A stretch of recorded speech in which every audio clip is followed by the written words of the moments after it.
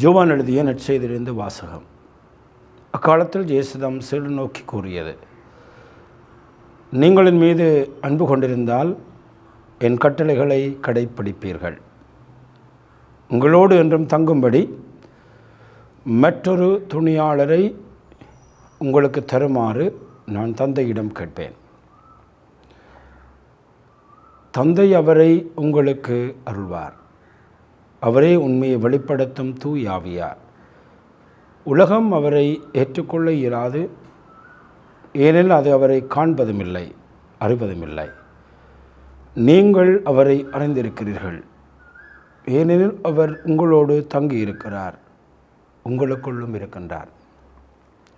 நான் உங்களை திக்கற்றவர்களாக விட மாட்டேன், உங்களிடம் திரும்பி வருவேன்.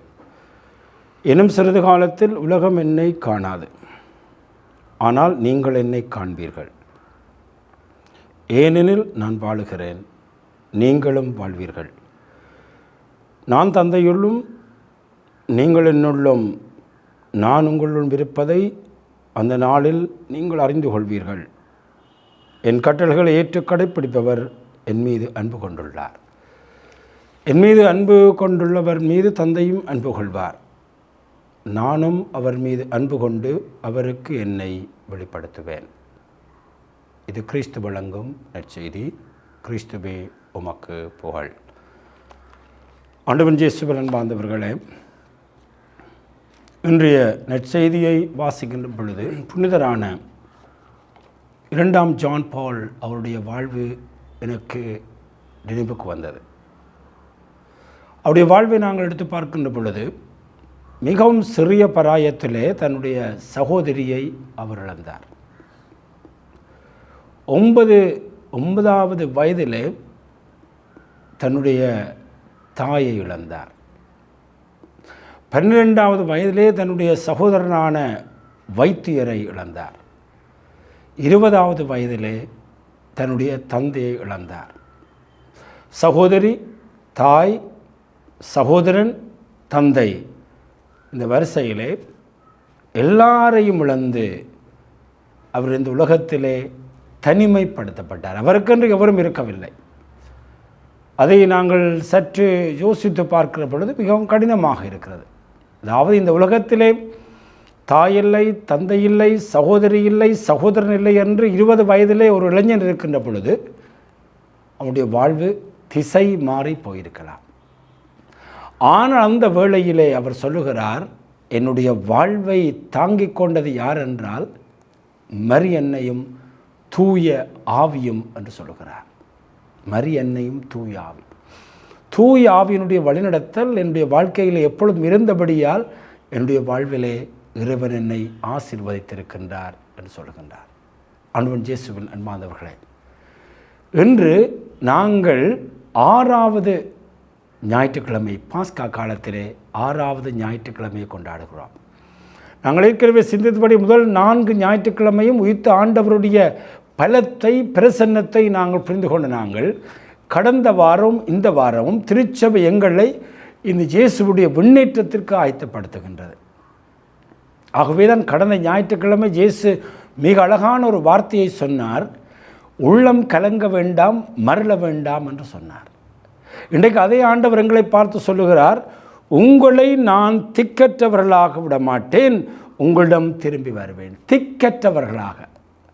திக்கற்றவர்களாக என்ற வார்த்தையை நாங்கள் ஆழமாக சிந்தித்து பார்க்கிற பொழுது அதை எடுத்து காட்டுகிறது என்றால், இந்த உலகத்திலே பாதுகாப்பு இல்லாத ஒரு நிலை, ஆதரவு இல்லாத ஒரு நிலை, யாருமே இல்லாத ஒரு தனிமை நிலை, அன்பை இழந்த நிலை, நாங்கள் கைவிடப்பட்ட நிலை. ஆகவே இந்த நாளில் ஜான் பால் அவருடைய வாழ்வை நான் சிந்திக்கிறேன். அவர் ஒரு திக்கற்றவராகத்தான் 20 வயதிலே இந்த உலகத்திலே இருந்தார். ஆனால் இயேசு சொல்லுகிறார், உங்களை திக்கற்றவர்களாக நான் விடவில்லை. ஏனென்றால் என்னுடைய பிரசன்னம் இருக்கிறது, ஒரு ஆவியினுடைய பிரசன்னம் இருக்கிறது. ஆகவே தான் எங்களுடைய வாழ்க்கையிலே பல்வேறு காலங்களிலே நாங்கள் எங்களை யாரும் நினைவு கொள்ளவில்லை, என்னை யாரும் யோசிப்பதில்லை, என்னுடைய வாழ்க்கையின் அருகில் எனக்காக இருக்க யாரும் இல்லை, எனக்கு இன்னொரு துணையாளர், உதவிக்கு ஒருத்தருமே இல்லை என்று நாங்கள் சிந்திக்கிற பல கட்டங்கள் எங்களுடைய வாழ்க்கையிலே வந்திருக்கின்றன. ஜான் போல் அவருடைய வாழ்க்கையிலும் வந்திருக்கின்றன.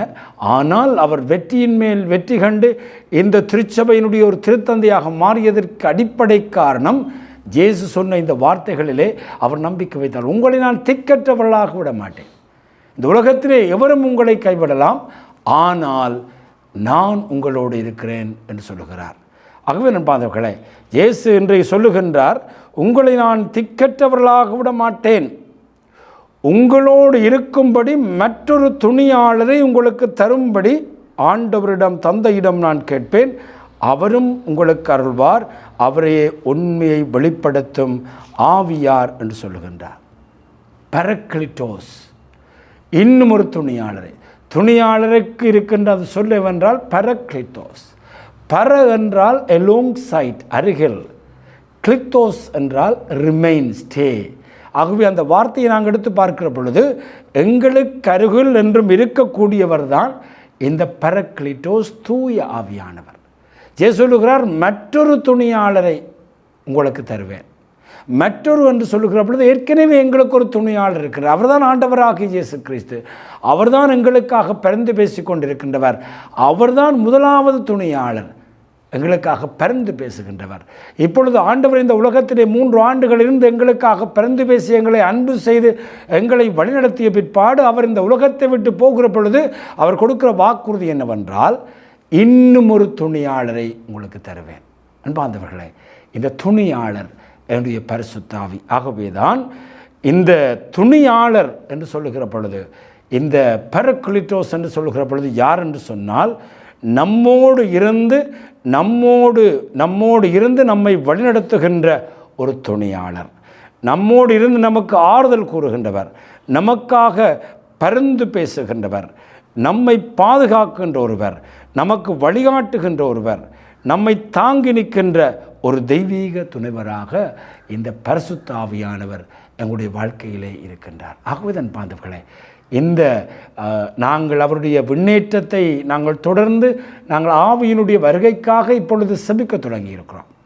இப்பொழுதுதான் எல்லா மறைக்கோட்டங்களிலும், யாழ்ப்பாணத்தில் இருக்க அதிகமான இடங்களிலே இந்த பரிசுத்த ஆவியினுடைய வருகைக்கான திருவிழிப்புக்கான ஆயத்தங்களை எங்களுக்கு செய்து கொண்டிருக்கிறார்கள்.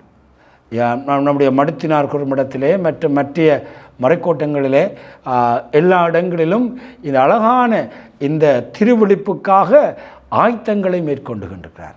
யாழ் மறை மாவட்டத்தின் குறு முதல்வர் ஒவ்வொரு மணித்தியாலத்துக்கும் யார் யார் இந்த வழிபாடு நடத்தப் போகிறார், அவருடைய தலைப்புகள் என்ன என்று சொல்லி நீண்ட ஆயத்தங்களை செய்து அந்த புனிதமான இரவில் இந்த ஆண்டவருடைய இந்த துணியாளராகிய பரிசுத்த ஆவியினுடைய வருகைக்காக நாங்கள் செபிக்க எங்களை ஆயத்தப்படுத்தி கொண்டிருக்கிறோம். அன்பார்ந்தவர்களே, எங்களுடைய வாழ்க்கையிலே இந்த துணியாளர் என்பது மிக முக்கியமான ஒருவராக இருக்கிறார். அவர்தான் எங்களுடைய ஆதரவாளர், எங்களுடைய துணைவர், எங்களுடைய பாதுகாவலர், எங்களை வழிநடத்துபவர், எங்களுக்காக நிற்பவர். அன்பார்ந்தவர்களே, நாங்கள் ஒரு வழக்குக்கு போகின்ற பொழுது, அங்கு வழக்கு நடக்கிற பொழுது எங்களுக்கு ஒரு அட்வொகேட் இருப்பார். அவர் எங்கள் பக்கத்தில் இருந்து எங்கள் சார்பாக கதைத்து கொண்டு இருப்பார். He is an advocate. Advocate இல்லாமல் நாங்கள் ஒரு நாளும் ஒரு கோர்ட்ஸுக்கு போக மாட்டோம். அதே போல தான் தந்தையினுடைய அருகில் நின்று கொண்டு எங்களுக்காக பரிந்து பேசுகிறவர், எங்களுடைய வாழ்க்கையின் எல்லா கட்டத்திலும் எங்களோடு துணை நிற்கின்ற ஒருவராகத்தான் இந்த தூய ஆவியானவரை நாங்கள் பார்த்து கொண்டிருக்கிறோம். அன்பார்ந்தவர்களே, இந்த தெய்வீக உணர்வு, தெய்வீக துணைவரை இந்த உலகத்திலே பலர் அனுபவித்திருக்கின்றார்கள். உதாரணமாக உலக புகழ்பெற்ற ஓவியரான வின்சென்ட் வேன் கோ, இவருடைய வாழ்க்கையிலே ஒரு மனதை உருக்குகின்ற ஒரு சம்பவம் பதிக்கப்படுகிறது. இவருடைய வாழ்க்கையிலே தனிமை, வறுமை, நிராகரிப்பு மற்றும் ஆழ்ந்த உள்ளார்ந்த போராட்டங்கள் நிறைந்த வாழ்க்கையாய் அவர் வாழ்ந்தார். ஆனால் இன்று அவருடைய ஓவியங்களை உலகம் மிகவும் வியப்புடன் பார்க்கின்ற வேளையிலே அவர் தன்னுடைய வாழ்க்கையிலே அளவிட முடியாத மனவேதனைகளையும் தனிமைகளையும் சுமந்த ஒருவராகவே வாழ்ந்து வந்தார்.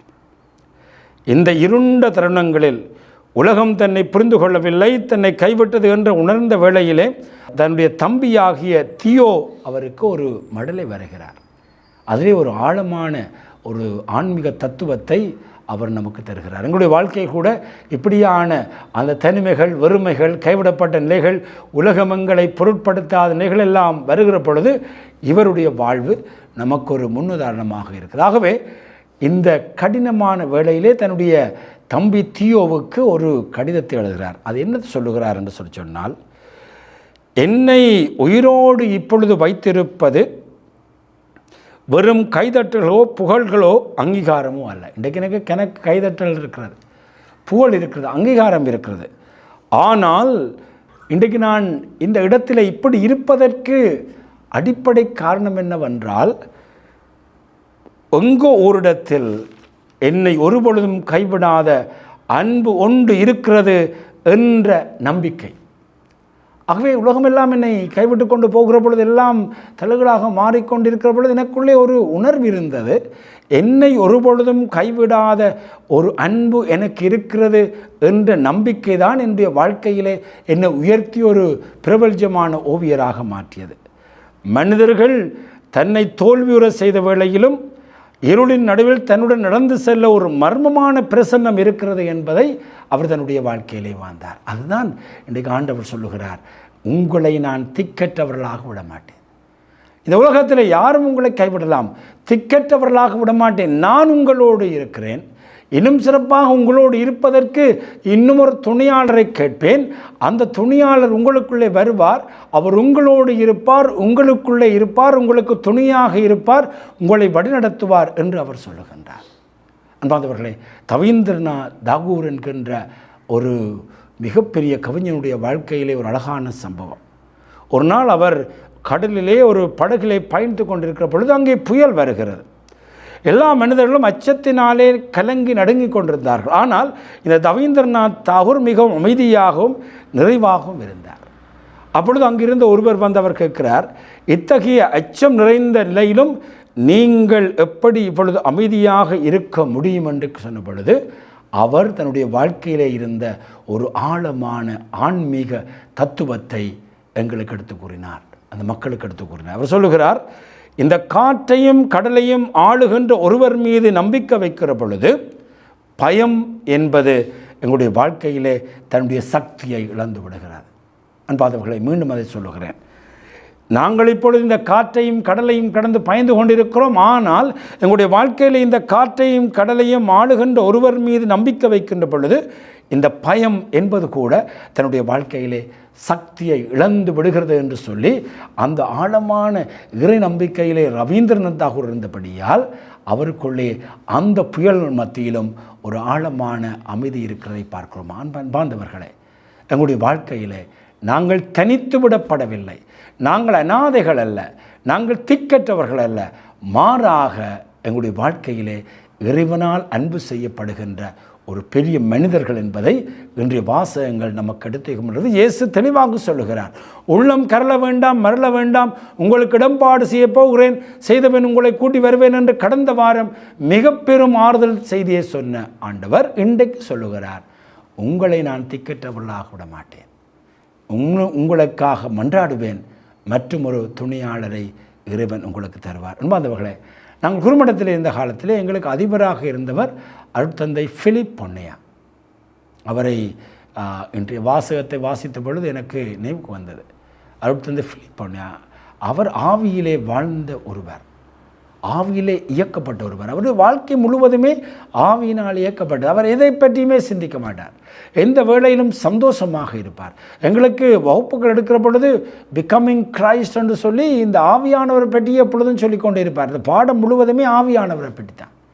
ஆவியானவர் என்ற அந்த அந்த உணர்விலே அவர் வாழ்ந்த ஒருவராக இருக்கிறார். அவர் கார் ஓடிக்கொண்டு போகிற பொழுதும் ஒரு ஆவியினுடைய பாடல்களை பாடிக்கொண்டு தான் அந்த காரை ஓட்டி செல்வார். தனிமையில் இருக்கிற பொழுதும் ஆவியானவருடைய பாடலை பாடுவார். அவர் எப்பொழுதும் ஒரு சந்தோஷமான ஒரு குருவானவராக இருந்தார். அப்பொழுது அந்த குருமடத்தில் இருந்த பொழுது அவர் ஆவியானவரை பற்றி சொன்ன வார்த்தைகள் அல்லது ஆழமான அவருடைய ஆன்மீக அனுபவங்கள், he was a man of deep spirituality, அதெல்லாம் எங்களுக்கு அப்பொழுது புரியவில்லை. இப்பொழுது இந்த வாழ்க்கைக்குள்ளே நாங்கள் போகிற பொழுது எப்படி ஒரு ஆவியானவரை தனிப்பட்ட ஒரு துணையாளராக, தனிப்பட்ட ஒரு ஆதரவாளராக, தனிப்பட்ட பாதுகாவலராக, வழிநடத்துபவராக, எங்களுக்காக நிற்கக்கூடிய ஒருவராக இருக்கிறார் என்பதை இந்த அருட்தந்தை தன்னுடைய வாழ்க்கை முழுவதுமே வாழ்ந்து காட்டினார். மிக எளிமையாக, சந்தோஷமாக, இந்த உலகத்தில் எதையும் என்னதாக்கி கொள்ள வேண்டும் என்ற ஆசை இல்லாமல் முற்று முழுதாக தன்னை அர்ப்பணித்து அவர் வாழ்ந்தார். ஏனென்றால் அவர் ஆவிக்குள்ளே வாழ்ந்த ஒருவராக இருந்தார். அவர் இப்பொழுது மரணித்தாலும் இன்றைய நாளிலே இந்த மறைவுரையை நான் சிந்திக்கிற பொழுது அந்த மகத்தான இந்த குறுமடத்தினுடைய பிரான்சிஸ் சவேரியார் குறுமடத்தினுடைய முதலாவது அதிபராக ஒரு charismatic personality. He was a great charismatic personality. அவர் அந்த ஆவியினுடைய தன்மைகளை தன்னுடைய மாணவர்களுக்குள்ளே விதைத்தார். அந்த அனுபவம் இன்றும் எங்களுடைய வாழ்க்கையிலே சுவையாக இருக்குது. ஆகவே அன்பார்ந்தவர்களே, இந்த வாரத்திலே நாங்கள் ஒவ்வொரு கணமும் நாங்கள் ஆண்டவருக்கு நன்றி சொல்லுவோம். ஆண்டவரே, நீர் எங்களை திக்கற்றவர்களாக விடவில்லை, ஆதரவற்றவர்களாக விடவில்லை. உலகம் எங்களை கைவிட்டாலும் ஒரு மர்ம சக்தியாக, அபூர்வ சக்தியாக ஆவியானவரிருந்து எங்களை வழிநடத்துகின்ற அந்த அருளுக்காக இந்த நாளிலே நன்றி கூறுகின்றோம். அந்த ஆவியானவருடைய அந்த அரவணைப்பிலே நாங்கள் வாழ்ந்து நிறைவோடு வாழ அருள் தர வேண்டும் என்று இந்த திருப்பலியில் மன்றாடுவோம். ஆமேன்.